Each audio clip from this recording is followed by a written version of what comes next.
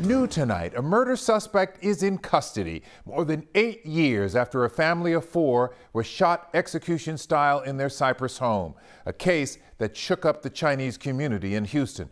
Grace White has more on how the man was finally captured and what we learned about a possible motive. Grace? Investigators have had their eye on the suspect, but he was in China.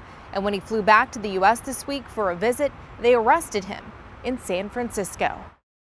I remember very clearly. January 30th, 2014, an entire family shot execution style inside their Cypress home on Foster's Creek Drive. Everyone in the Chinese community and in that neighborhood fear about their own safety. At first, people worried it was a hate crime. The family were Chinese nationals. 50-year-old Mao Ye, son, an engineer. His 49-year-old wife, Mei Xia, and their sons, Timothy and Titus, 7 and 9, who attended Sampson Elementary.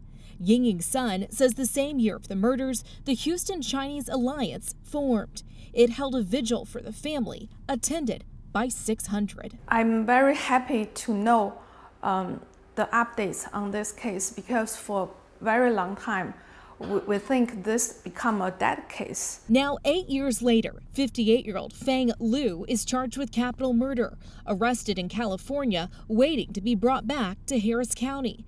Back home in Houston, the biggest question is still why. I think we need the truth to bring justice and let everybody feel peace. Investigators have still not released a motive, but they did tell us the suspect and the father worked together here in Houston.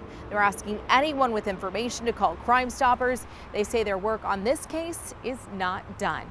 Lynn? Grace White, thanks for the update.